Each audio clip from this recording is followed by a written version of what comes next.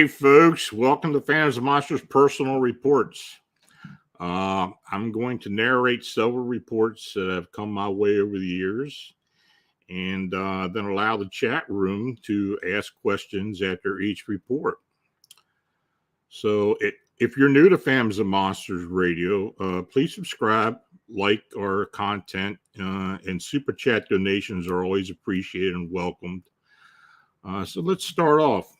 By the way, if you do have questions, please put them in caps and I'll try to get to them. So, first of all, we had a Northeast Wisconsin family. It started to be harassed by a large canine cryptid. On two occasions, it was looked through the windows with its bright red eyes. And the family soon moved after it bust through a window. So, let's go through this. The report was this was my first time going public about this encounter out of fear of seeing it again. And that happens a lot with experiencers. It took place roughly 14 years ago when I was a kid. My family moved out of the city and moved to a small town near Deerbrook, Wisconsin, situated in the outskirts of Antigo. Our house was surrounded by woods on three sides and a river and a field in the back. The first year out there was calm and relaxing, other than constant coyote howls every night. But every so often, there would be a different howl. It was deeper, much louder howl that would shake us to our core. At first, my parents would dismiss it as a wolf or just a bigger coyote, but something about it seemed off. So one night in mid-July, my brother, my sister, and I decided to pitch a tent in the back field along the tree line. Well, we just wanted to go camping. We sat, with sticks roasting our marshmallows until it got dark. Then the typical howls started up. But once again, that deep howl was back, and it seemed like it was right in our ears. With how loud it was, it's hard to even guess where it was coming from. So we decided to put it out our fire and get in the tent. So later that night, my sister fell asleep, so my brother and I chatted and made jokes. Within minutes, we heard animals running around outside the tent. And then this little raccoon started to claw on the side of the tent that I was sleeping on. At first, I kept poking at it, but then we heard something else, the crack of sticks from the trees. Now, at that point, my brother thought it was a bear and told us to be quiet and woke my sister up. We started to hear footsteps coming closer and closer. Quick, they were right next to me. And the raccoon just bolted out of there, and we started to notice this strange odor coming from somewhere. It smelled like copper, sulfur, and wet dog. It was almost overpowering and made me actually want to feel like I wanted to throw up. Then we hear our mom calling us, and she shined the flashlight in our direction. It revealed the most unsettling thing I've ever seen. The shadow of this thing was shining through the tent, and it was massive. It had pointed ears that were lifted back like a dog on the prowl, and its hands were human-looking with long fingers that ended in a point. The mouth was in the shape of a snout, but just a little shorter. It had a mid-sized tail. My mom started screaming, and whatever the thing was bolted back into the woods. We rushed inside with our mom and didn't go back out for a few days. Fast forward a few months, I was in the living room with my mom while my sister was in the shower. We were watching Wheel of Fortune or something like that when my sister screamed bloody murder. My mom jumped up and went to go get her. She pulled her out of the bathroom, and I got curious as to why she was freaking out. So I went in to see. Above the shower, in one of the super small windows that was only a small head that could fit through, and in the window was a set of red glowing eyes staring down at me. We stared at each other for what felt like minutes. I didn't feel fear, more just curiosity, and didn't feel like I was in danger at that time. My mom rushed in and pulled me out. The eyes turned away as well. The rest of the night was quiet after that. A few days later, my brother came back from his dad's. He and I had bunk beds, so I'd always take the bottom bunk. That night was kind of gloomy. It wasn't windy, but it was drizzling a bit. Later in the night, my brother and I were wakened to the window being opened. It was locked before, by the way. After that, we just closed it and went back to bed. It happened again and again, like 3 more times. Each time we locked it, but the final time was the worst. It flung open so hard that the glass shattered, and we saw the thing that pushed it open. That same hand from the tent, but I can see it clearly see it now. It had matted black fur or hair, and it covered its whole arm. The skin on its palms was like a light tan, and the claw was about 5 to 6 inches long. And on the bottom of the window, I saw its face, or what was showing. It was just the eyes glowing bright red. They looked like the embers of a roaring fire. My brother and I bolted up, grabbed my sister, and locked ourselves in the back gaming room. We stayed there for the rest of the night, and when my mom came home, we told her and packed our things. We moved out of that house in a day and took what we could fit, filling one car in a U-Haul. My stepdad's truck was full as well, and we left there never to return. To this day, my family is scared to even talk about it. But my brother and I have a few drinks, we discuss it. My mom just shuts down whenever it's brought up. Now, this is Deerbrook, Wisconsin. That's in Langlade County near the Menominee Reservation, just northwest of Green Bay. You know, I've received a lot of cryptid reports from that region as well, so it's pretty active. So if we have any questions, like again, if we have a questions, you want to put it up there, we'll answer it. Or I can answer it after I read everything. So this next one, a Texas boy allows a black-eyed kid and 3 other kids to enter the trailer home and use the phone. They soon vanish. Afterwards, a series of strange incidents begins to occur in the home. This happened back in the 1980s when I was 9 or 10. I was an only child at this point, and my mother was a single mom. We had taken all the money she had and bought a trailer and some land and moved to the country. We lived in a rural area in East Texas on a 2-acre tract of land. Houses were sparse and situated far apart, so not heavily populated area. My mom was busy with something in her room, which was situated at the far end of the 72-foot trailer we lived in. I went into the kitchen for something and heard a knock at the door. I went to open it and found 4 kids standing outside, 2 boys and 2 girls. I opened the screen door, and the larger of the boys asked, "Can we use your phone? We need to call our mom." I was immediately suspicious because where had these kids come from? I had lived there a few years and knew all the kids in the neighborhood. I remember looking at the larger boy's eyes and thinking something was different about him, but couldn't quite put my finger on it. I later realized that his eyes were almost black. I shrugged and opened the screen wider and let them in. I let the front door open as I took them into the kitchen and pointed to where the phone was. Now, the larger boy picked up the phone as my mom called to me. I ran into my mom's room and she said, "Who's in the house?" And I told her a bunch of kids wanted to use the phone. She got angry and she said, "You don't let anyone in the house. Tell them to leave." I walked out of her room and back to the kitchen to tell them they had to go, and found the phone off the hook. The front door was still open and the screen door closed. I ran to the door and outside to look for the kids. They were nowhere to be found. They couldn't have even had time to walk or run across the 2 acres to get to the street, so where were they?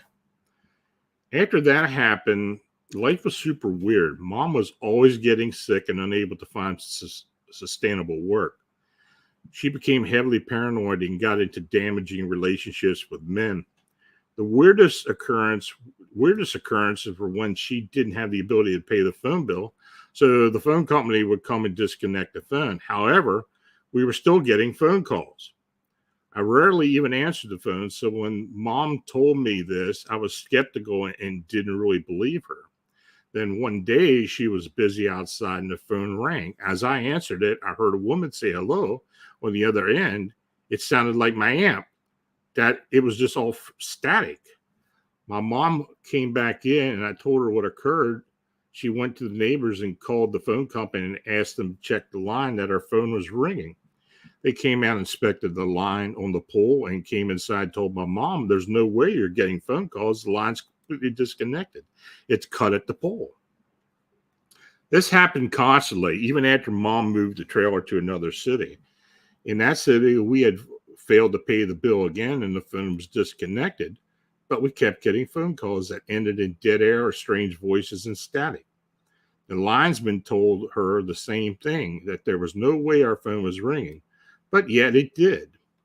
Now, to this day, I don't really know anything, what was because of this, but it was always around this time. It was around this time that I began to experience things like words of knowledge and clairaudient experiences where I would know things I had never learned. I'd hear things before they happened in physical reality. I mostly kept those experiences to myself and would just think it's weird. Now, when mom sold the trailer, she never had those weird telephone experiences again, and the clairaudience went away. Something had happened to that trailer after those kids had come in the door. But here are a few other experiences I remember. Now, while still living in the country, I was sitting on my mom's bed next to her. She was saying, it feels like bugs are crawling all over me. I got off the bed and walked over to the dresser, and for some reason felt like the need to look up. And on the ceiling, there were millions of tiny spiders. This is no exaggeration. I knew my mom would freak out, so I told her, Mom, please get up and leave the room. She looked at me with a look of concern and asked why, and I said, please just get out of the room. She then gave me a look like I was being impossible, so I told her, look up. And I had never seen her leave a room so fast, and she looked up and saw that mess. We fumigated the house directly after that several times a year. I'd never seen anything like that before or since. Now, after we had moved the trailer to another city, some lights would either dim or get brighter and brighter when we turned them on, or they literally popped. When mom called the electric company, they sent an electrician out to inspect. He climbed the pole, and when he came to test one of the lines, it literally popped off the pole and he flew to the ground. He was okay, though a little shaken. The electric company's stance on the issue was that there was a miswiring on the pole. It was most likely that they missed the ground. Oh, it was most likely that they missed the ground. Again, could be unrelated, but circuit breakers were never tripped during the whole episode. So, Marla mentions, do the majority of BEK reports involve more than one? Yeah, it does. It's usually two. But I've had up to 5 at one point. But it's usually 2, very rarely 1. And if it is 1, it's usually not a kid, it's usually an adult. Have you gotten any reports of BEKs hurting anyone? Well, I had the one the last time I was on about the possible fire related and a person was killed. There have been other reports where they have assaulted people. Maybe I can dig a few of those up, but there has been assault involved with some of these reports in the past. Any reports of Dog Man mind speaking? I've talked to people who have heard that, not as much as with Bigfoot or with alien encounters and such. So I think this whole, people talk about infrasound. I think that is possible with them nowadays. It's some type of ability to mind speak. I don't know, but I have heard occasionally. Was it a new trail or a used one? I really don't know, Nancy. So the next report was with an eyewitness, and this is a new report, who camps in Huari National Forest, North Carolina, at the Yates Place campground, has had at least 2 Bigfoot encounters during the past few weeks. Now, this was received by me on Monday, April 18th. So it's been almost 10 days ago. So I get this email from this. I got a telephone call and got a text message from this person. He states that the recent Bigfoot sighting in Montgomery County in North Carolina was at Low Water Bridge in Montgomery County in Uwharrie National Forest, Yates Place campground at the same time. I have a lot of information for you would like to contact. I only saw it once, but I had a lot of encounters at my tent and campsite with it. I can tell you a lot about how nature changed in the animal's behavior. I can give you a lot of information. So the gentleman who I'll call SM, he's a local man. He was a local man. He lived in the area. He's from the area, but he was currently homeless. So he was living in a tent at the location, and this is a national forest. And according to him, there was a reported Bigfoot sighting near the Low Water Bridge approximately 2 weeks ago, or 2 weeks previous to the time he contacted me. Since that time, there have been many people in the area looking for this creature. Now, in fact, SM states that he has been harassed by a few of the people coming through the campground.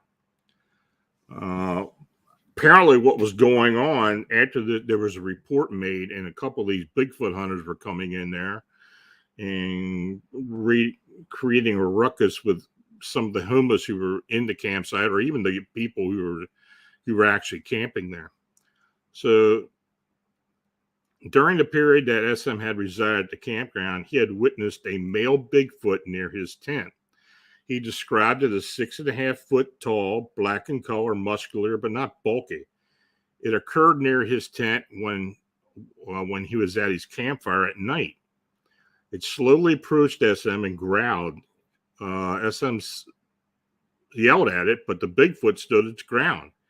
It did stop growling, but then continued walking away from him. Now, the witness also stated that a few nights later, after he had originally written me, he heard a sound that he thought was a child crying.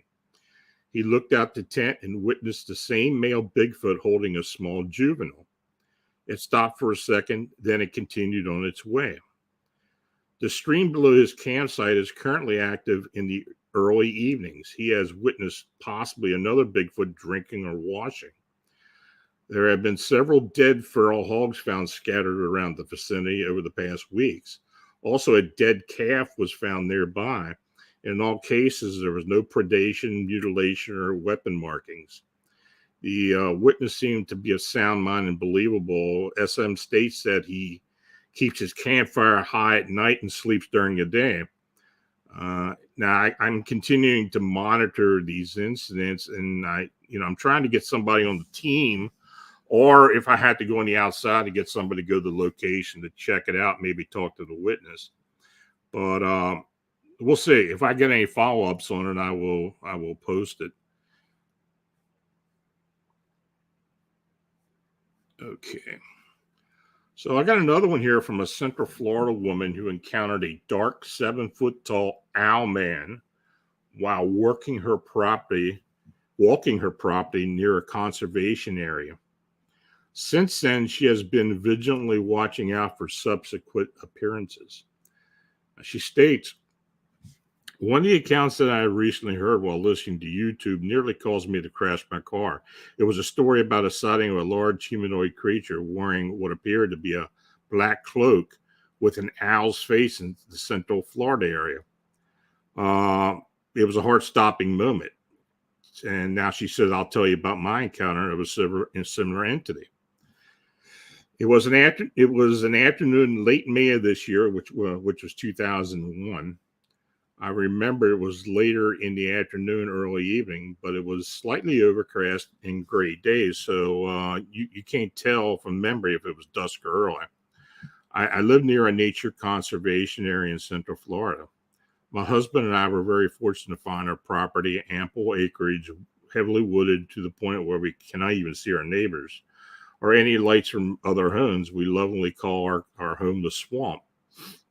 I was outside in our driveway, which is only cleared space in our land, save for a natural circular clearing in our woods. I was walking back to our porch when, for some reason, I was compelled to turn and look at the tree line, which is around 80 to 100 feet away from the house. Now, I do want to note that there was not a single ounce of fear in me. In fact, I was quite calm when I made contact with it. At first, it didn't register that what I was looking at. I knew it was an owl, which for my woods is not uncommon sighting. But then it kind of shifted, and I saw more of it. It was just not an owl. It was the head of an owl on what I could only describe as the shoulders of a human. And it looked like it was wearing a dark cloak, either made of dark foliage or feathers. It was tall, and from the trees around it, I guessed around 7 foot in height. It just looked at me, and I looked at it. I looked around and blinked, and sincerely thinking it was a trick of the lighting, or my mind was creating this thing where there was nothing. But no, when I looked back, it was still there, calm and unmoving. I was still unafraid, which is not normal for me, as I could freak out pretty easily. For some reason, I felt another urge, this time to nod. I nodded towards it like I was showing my acknowledgement of it. And it felt natural and right to do so, then turned and went inside my house. I did not go back outside that day, but the next morning I went back outside and I stood in the same place on my porch to look at what it may have been, and there was nothing it could have even remotely tried to place as it. I mean, the space where it stood was between two trees at the opening of the forest line leading back to the small clearing.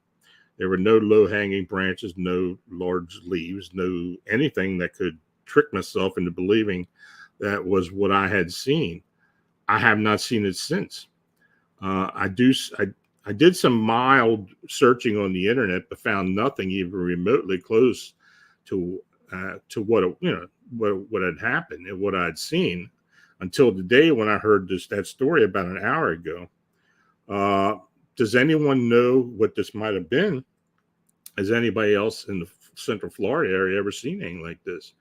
And she later added to me that there had been a couple of times when on my car there had been remnants of what I could only describe as guts when I've been parked under a tree instead of the carport. It always chalked it up to a large bird or hawk or owl, which had been feeding on something. But it still gives me the shivers. Now, I contacted the witness in the hope of gathering more information.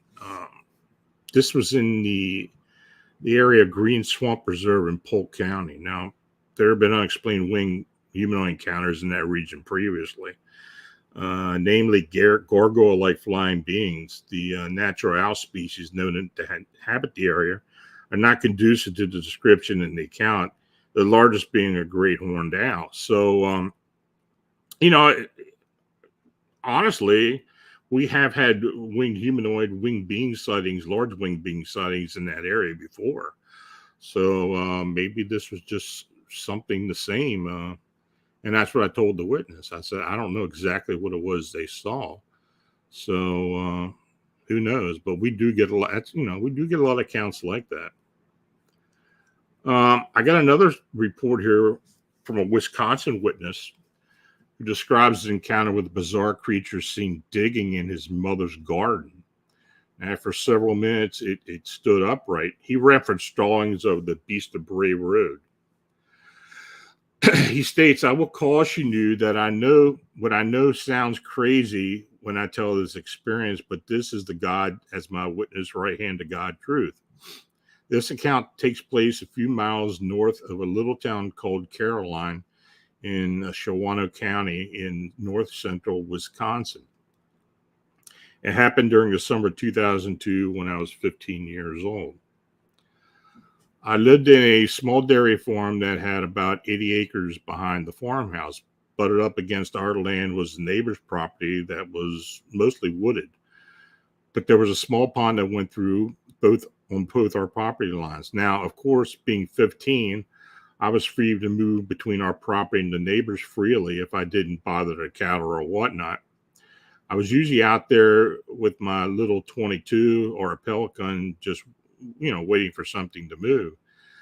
The weeks leading up to the story, I have vivid memories finding an unusually large number of deer and calf carcasses around the pond, maybe around 5 or 6 in a 3-week period. Normally, I wouldn't think twice about it because we have lots of black bear around there, and they usually kill sick deer and can steal off a calf every now and then.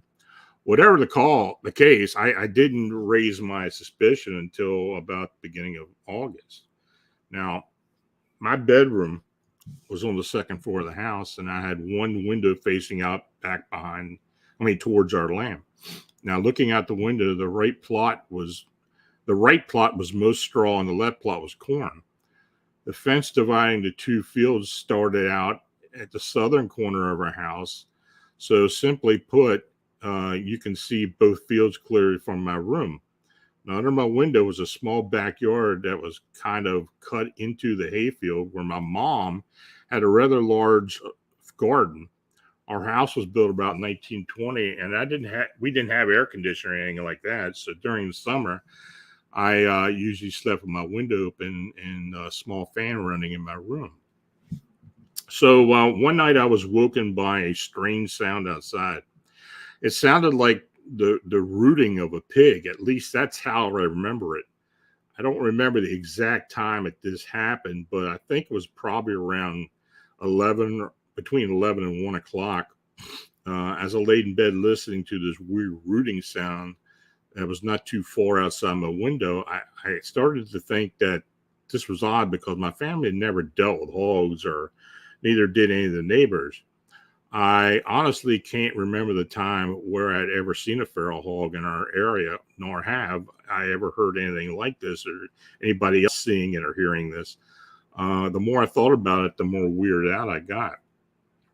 Now, my headboard was just to the right of the window, to the so the whole time this was happening, my face was only about 2 foot from the open window. But I was just a little too high for me to simply crane my head out. I didn't turn my light on in the room because the moon was outside my windows illuminating the field, and it was enough to see what was going on. So I sat up in the bed rather quickly and kind of haphazardly flipped my covers off me and put my feet on the floor. Now, before I could get up, however, the rooting and grunting sound stopped abruptly. I realized that whatever it is can hear me, and I remember my heart rate racing and becoming harder to breathe. I sat up in bed for what seemed like an eternity, but was probably no more than 30 seconds or so.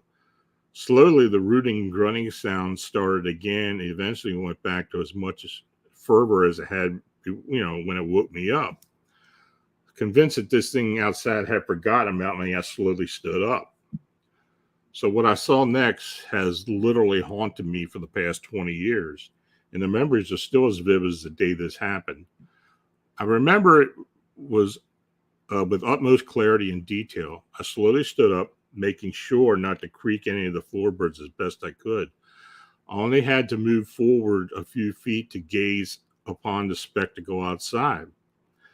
I looked down at my mother's garden, which was about 50 to 60 foot away from the back wall of the house. And on the left side of the garden, I saw this thing. I had no idea what I was looking at, but I was sure as hell wasn't a pig, bear, goat, coyote, wolf, badger, or anything like that. I didn't recognize what it was. I could only see the silhouette of it because I had was moonlight outside. What it honestly looked like for a second was Quasimodo from the Hunchback of Notre Dame. That's what I remember thinking briefly. It was rounded over, hunched figure that seemed to be squatting on its back legs and digging very rapidly through the edge of my mom's garden. It would hop side to side, kind of like a monkey hopping about 8 inches or so in each direction or either direction, and would keep digging. It was tearing apart the edge of the garden. Now, after a few minutes, it rounded the edge of the garden and started digging the long side that runs parallel to my house. So its its back was facing me. Again, it was maybe 50 or 60 feet away from me and about 15 foot down from my window. It did the same side hopping thing it was doing the whole time, making this loud rooting, running noise. Again, I can only compare it to the sound of a pig while rooting. But this thing wasn't sticking its head near the ground or anything. It was at least not, that's what I could notice. It was just digging like crazy. Now, this is where it gets strange to absolutely hair-raising, totally insane and terrifying. After about 5 minutes or so of this thing just digging around the perimeter of my mom's garden, it just stopped. It stopped the digging, and it stopped the rooting and grunting noise. And it just sat there motionless for about 15 seconds. What happens next still gives me goosebumps as I'm getting them just typing this out. It raised up on its back legs and just stood there as a human does, facing our fields toward the woods. It stood there for about 10 seconds and turned and faced to the right briefly. And that's when I saw the form of this thing. It was huge. It was probably 6.5 to even 7 foot tall and a huge barrel chest. It turned to the right just briefly. That was enough to see how big it was from the side. So it turns and looks to the right and then starts walking on 2 legs right through the garden and about 50 foot into the hayfield. It was just, I was just kind of squinting now because it was kind of disappearing into the darkness, but it dropped back down on all 4 legs and started running. As I remember, it ran much like a dog does. It ran diagonally to the left towards our fence line that divided the hay and the cornfields and leaped right over it. The fence was probably 4.5 foot high. It was an old barbed wire fence that we couldn't even, we didn't really even maintain. It's behind that field where the pond is and between our property and the neighbors. Now, I remember laying back down the bed, and I started crying. Not like sobbing, but tears just came out, and I just stared at the ceiling. I don't know how long it took me to fall back asleep, probably 2 or 3 hours. I remember waking up to my mom making breakfast, and I ran outside and looked at the garden. It was definitely tore up, and I was certainly not dreaming. I ran back inside, frantically yelling to my mom and dad what I had seen, and they didn't believe me. They didn't believe me to look at the garden. My mom went out there and said that it was just some animal had torn through it looking for food. I tried explaining everything that I had seen that night, and they just stared at me like I was speaking Chinese and said I was dreaming or I was mistaken. So later on, my mom filled in the holes and straightened out the garden again, so there's no visible trace of what had happened there. I never went back to that pond again because at that point, I'm convinced that this thing that this was the thing that was responsible for killing the deer and the cows. I never went back there 5 years, the 5 years we lived at the house. Now, when school started again, I cautiously asked some of my friends that lived near the area if they had seen anything out of the ordinary, and none of them had. I tried telling a few people what I saw, but they just laughed, calling me an idiot or a loony, and that was the end of it. The closest thing that I can compare it to is what a werewolf's depicted at, most notably the lichens from the Underworld films. That movie kind of put me into paralysis the first time I saw it because it closely resembled what I saw that night. Now, long story short, after the first few weeks of school my junior year, I just simply never talked about it again. I only told my wife about it 3 years ago, what happened, which from now has been 17 years. I know she believes me that I saw something out there, but I think she is under the impression that I've dramatized it quite a bit, which is not true. After I told my wife about it, she asked if I'd ever looked it up online or done research for similar sightings of Wisconsin. And now, honestly, I haven't ever done it before. It didn't take long to find what is called the Breach de Bray Road, which has been spotted in central Wisconsin for decades. Reading some of the firsthand accounts of other people only solidified that I did see what I saw, and that some artistic renderings are pretty spot on to what I saw. So one of the most obvious questions I'm going to ask is, what do the prints look like? And the truth is, I really don't know. When I went out that morning, it wasn't to examine prints. It was to make sure that the guard was indeed ripped up and I wasn't dreaming. Another question I've gotten is, why didn't your parents investigate it? Well, I don't know why either, but I know my mom was just so convinced it was just another animal that she didn't even bother to look at it. So there are all sorts of critters there in that area, wild dogs and coyotes and wolves. So I imagine that any print that thing left would have resembled either of those or something similar. So the other question would be, why didn't you go back with your mom and look around? The easy answer is, I live in an operating dairy farm. After breakfast, it was off to the barn. My little monster fantasy wasn't enough to keep me from cleaning the stalls and liming the barn. So, this is a pretty interesting and detailed account. That underworld lichens description is pretty similar to some of the upright canine sightings that we get here in Pennsylvania. I've had several witnesses, even Butch commented that several of the witnesses had said that to him in the past. So, yeah, I mean, I don't know if some of the sightings of these things have been used to mimic what is in the movie or vice versa, or whatever's going on, but we have had that reference before, so it's interesting. So we have any questions? Is there any animosity between Dog Man and Bigfoot? Well, I have heard some accounts in the past. I know before J.C. Johnson passed away, he was investigating a location in northern Minnesota. And he was convinced that there was a dogman and a Bigfoot population in the area, and they kind of sparred off occasionally. He didn't really have any evidence, though there was a video available at the time that seemed to suggest that there was some type of activity between the dogmen and the Bigfoot in the area. So that's the only thing I can reference to. But I haven't really talked to anybody else who has had any confirmation of that happening. But I know in Pennsylvania, from the reports we've gotten over the years, it seems that when these upright canines, dogman, whatever you want to call them, and the Bigfoot, when they're traveling or when they're moving along the mountains, the dogmen usually stay in the ridges, as the Bigfoot usually travel down in the valleys.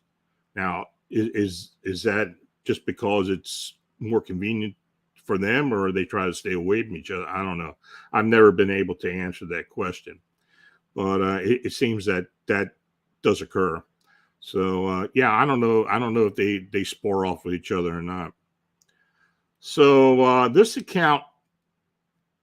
an account that has to do with the Chicago Mothman sightings, and this was received by Manuel, who's a member of the team at UFO Clearinghouse, and he received this letter, and we followed up on it and did some investigations. And I actually got a follow up from one of the people who were there, who verified the police officer's report. So he states that I'm going to tell you about something that happened to me on the night of June 29th, 2017 in Chicago, Illinois. Now, I'm reporting this on my own volition, and I am wanting to stay anonymous due to the fact that I work for the Chicago Police Department and do not want anyone else to know that I submitted this report. I have been with the Chicago Police Department for over 8.5 years. Now, the only people who know that I submitted this are my wife, my son, who encouraged me to submit it, and my partner, who also was a witness to this incident. Now, I want you to know that I am sound mind and health, and I don't want any publicity other than just reporting this incident. I also want you to know that I'm not prone to fits of fantasy or hoaxing anything that I see, especially while I'm on duty. Now, on the night of June 29th, 2017, at approximately 11:15 p.m., my partner and I were on routine patrol and approaching the intersection of West 81st and South Throop in the Auburn Gresham neighborhood in Chicago.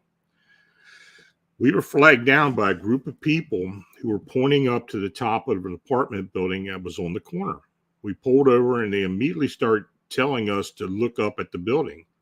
Now, many of the people were very frightened and were very excited about seeing what they had seen. My partner and I look, and I see a large creature that was approximately 6 to 6.5 foot tall and very thin. If it had been a human, it would have been emaciated. This thing was standing on the top of the building and had what looked like a pair of very large wings that extended out at least 8 to 10 feet from tip to tip. No discernible features, it just looked like a dark black shadow with wings. My partner and I both thought it was somebody trying to jump from the building and maybe wearing a costume of some type. So when we both shined our flashlights to get a better look of what we were dealing with, this thing took off into the air and flew away. And as this creature flew away, it was heading in the southern direction. Something sounding like a scream came from it. Within a matter of about 5 seconds, this creature was gone into the night. The people who initially flagged us down had said that many people in the neighborhood had seen this thing for the previous 2 nights, and this had just happened to be the only time they had seen it in a stationary place. We stood there stunned as this thing flew away and disappeared into the night. We stood there and talked to the group of people who flagged us down, taking information down and any information regarding previous sightings from the night before. We initially were doubtful about filing a report, but we thought we would be made fun of for seeing little green men. We finally filed a report as we did not want to violate protocol. Nothing was ever said about the report being filed, and as of right now, it's been business as usual. Now, we wanted to file this report because after I told my son the story, he went online and showed me that this was not the only sighting or something similar being seen in the city. I showed my partner the day of the sighting, and he said that he did not want to be involved, and as far as he was concerned, it was nothing more than a large owl or big bird that was misidentified. My son was the one who encouraged me to file this, and I did it anonymously to protect my identity. Now, I know what I saw was real, and even though I had no explanation as to what it truly is, I know what I saw was flesh and blood. I'm a Christian man who believes that there are things that come out from other planes and stalk the people of this earth, and that's only one's faith is to protect us from these things. I know that my faith is strong and therefore I'm protected, so I hope that I never see this thing again. Thank you very much for your time and have a blessed day. Now, actually, this is a pretty amazing account. And the best part is that there's supposedly a police report in the system. The images of the intersection are facing towards the south, and the direction the witness stated that the being flew. And all the buildings in the neighborhood are 2 to 3 stories, so the witnesses have gotten a good look at this being. Now, there's a bit of a backstory to this. I did talk to a witness who contacted me 2 days later after I had posted this online, and they had seen it, and they were searching, and they verified every bit of this account by the police. They also told me that other people in the neighborhood had seen it, were scared to come forward. So when this police officer insisted that he did file a report, so at that point, we started filing FOIA requests with the Chicago Police Department. And as you may suspect, we never got a response. Well, we did get a response. We got a response within 2 days, 3 days, which is very uncommon. It's almost like they were waiting for these requests to come in and to tell us right off that nothing like that was ever filed. And that's what we got. There were 3 FOIA requests made, and we got the same response to all 3. So either he did not file the report, which I doubt, or they were just holding it back.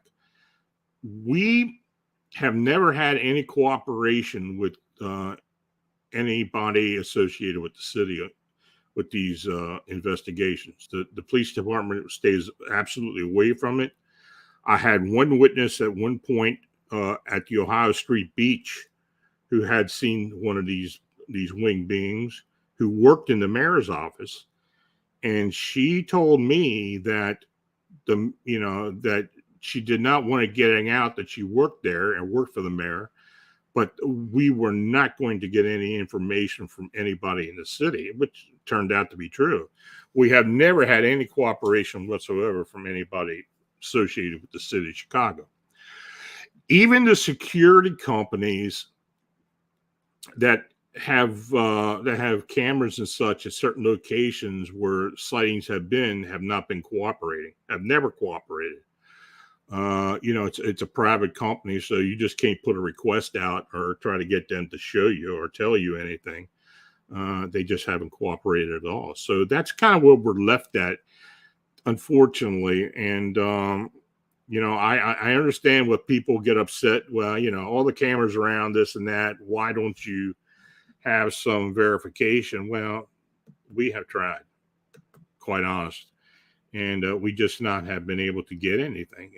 Even with the sightings at the airport, we have filed FOIA requests. I have even the pilots have made who have seen this thing have made reports with the tower and with the FAA. I filed a FOIA request. I think Tobias filed a FOIA request with the Great Lakes division of the FAA, and they have no idea what we're talking about. And so, of course, we're not getting any help there. So that's kind of where we've been at. This whole investigation has been something we had to do on our own. And thank God we've had people who were brave enough to come forward at risk of losing their jobs. And, that's the only way that this is getting out. So hopefully we can continue to do this. Now, I don't know if there have been any other questions. If you do have questions, put them up there and I'll try to answer them. You can talk about anything. Question about anything involves what I talked about. Let's see. Yeah, no. Vincent's asking about if the thing about the Dog Man and digging remind you of the cemetery Dog Man digging. It kind of reminds me of that, I guess. Yeah. So if you have questions, put it up there. Now, I am going to bring something else up. I got a report on Tuesday of this week concerning a flying humanoid that was recorded in Tokyo, Japan. Now, I think Vince is going to put the photos up there. But this occurred on April 13th, 2022 in Tokyo, where a winged humanoid was observed and recorded near the Tokyo Tower. Now, this is a landmark in Tokyo that's well known. And I don't know what this thing is. The witness who said they were from Poland, but they were living in Tokyo for the past 20 years, had seen this and uploaded the photograph on YouTube. On YouTube, and had actually taken a video. So I have the link to the video on the post. But anyway, there have been some comments which I really don't take too serious about people's thoughts of what this thing was. But this being looked to be fairly thin, maybe about 3 meters in height. So it's a pretty good sized being. There were no wings. It was moving through the air pretty easily. And towards the end of the video, it didn't kind of angle up and took off. Now, I don't know the full details of this anomaly. I don't know if it's some type of promotional filming stunt or actually a flying being. But what I did, I made it available to everybody who wanted to, so they can look at it, give their own impressions. So, if you've got any questions about it, you can ask about it or send it to me, and I'll see what I can do. So, this is the time for folks to ask questions if they have any questions about anything I talked about. Okay, well, I want to thank you all for coming on tonight and listening to this and to my reports. I am going to go through all my reports as we keep continuing to do this every other week for now. Maybe it'll be a weekly thing. But I'm going to try to put the most interesting, most bizarre, most unexplained stuff out there. And we do have a question. Do you think that some of these unknown canine attacks are dogmen? I don't know. Possibly. I've never seen one of these things. I know we have a gentleman who's on the team by the name of James West. He's had 2 encounters. They were pretty harrowing encounters. Or some large dog attacks, actually dogmen or something related to that. It's very possible, I suppose. But we just don't have that information. So anyway, I want to thank you all for joining me this evening, and we will be doing this again. So thanks again, and you take care, and you have a good evening.